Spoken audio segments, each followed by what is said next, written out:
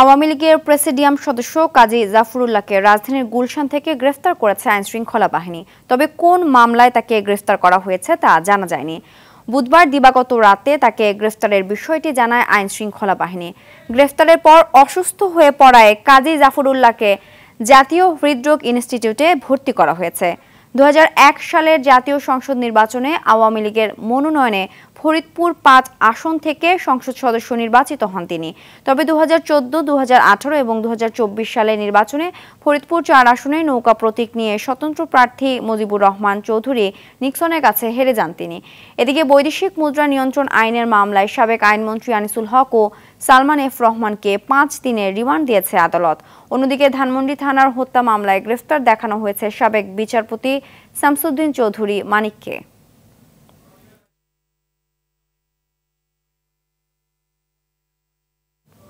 দর্শক, রাজধানীর ডিএমপি কার্যালয়ে রয়েছেন সহকর্মী ইকবাল অনেক, সরাসরি যোগ দিচ্ছেন তিনি।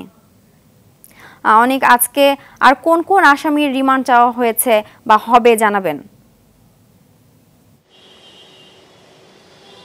সিনথিয়া, আপনি যেমনটি বলছেন এই মুহূর্তে আমি আছি কিন্তু ডিএমপি হেডকোয়ার্টারে। সেখানে কিছুক্ষণ আগে কিন্তু স্বরাষ্ট্র উপদেষ্টা, ডিএমপি কমিশনার এবং আইজিপি মহোদয়ের সঙ্গে এই ডিএমপি কার্যালয়ে এসেছেন এবং ডিএমপিতে তিনি কিন্তু স্বরাষ্ট্র উপদেষ্টার দায়িত্ব নেওয়ার পর কিন্তু ডিএমপি কার্যালয়ে এসে যে ঊর্ধ্বতন কর্মকর্তা রয়েছেন ডিবির এবং কমিশনার সহ সবার সঙ্গে কিন্তু মত বিনিময় করেছেন।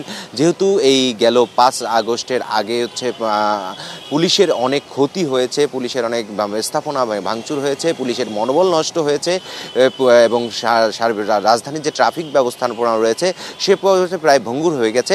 সেসব বিষয় কিভাবে ডেভেলপ করা যায় সে বিষয় নিয়ে কিন্তু তিনি দিক নির্দেশনা দিয়েছেন এখানে যে ডিএমপি যে কর্মকর্তারা রয়েছেন তাদেরকে। কিন্তু তারপরে কিন্তু সাংবাদিকদের সঙ্গে তিনি কথা বলেছেন। তারপর কিন্তু আমাদেরকে জানিয়েছেন যে যেসব মামলা হচ্ছে, মামলাতে যারা দোষী তাদেরকেই আসামি করা হয়, যারা নির্দোষ তাদেরকে যাতে মামলায় আসামি না করা হয় সে বিষয়েও কিন্তু তিনি বলেছেন এবং যে মব জাস্টিসের যে ঘটনা যাতে না ঘটে সে বিষয়গুলোকেও তিনি বলছেন এবং জাহাঙ্গীরনগর এবং ঢাকা ইউনিভার্সিটিতে যে ঘটনা ঘটেছে সেটি দুঃখ প্রকাশ করে বলেন যে এসব ঘটনা যাতে না ঘটে এর জন্য সবাইকে সচেতন থাকার আহ্বান জানিয়েছেন।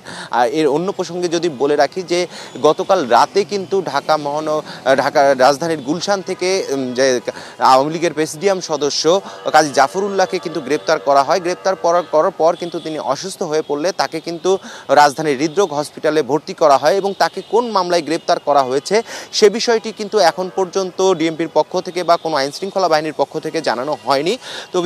তবে রিমান্ডের বিষয়টি যদি বলেন যে সাবেক আইনমন্ত্রী আনিসুল হক এবং সালমান এফ রহমানকে মানি লন্ডারিং বা বৈদেশিক মুদ্রা আইনে কিন্তু একটি মামলা হয়। সেই মামলায় কিন্তু তাদেরকে আজকে সকালে আদালত 5 দিনের রিমান্ড মঞ্জুর করেন। অন্যদিকে যে সাবেক বিচারপতি মানিক রয়েছেন তারকে কিন্তু অন্য আরেকটি হত্যা মামলায় ধানমন্ডি থানার একটি মামলায় গ্রেপ্তার দেখানো হয়েছে এবং সাবেক ডিএমপি কমিশনার আসাদুজ্জামান মিয়াকেও কিন্তু আরেকটি মামলায় গ্রেপ্তার দেখানো হয়েছে।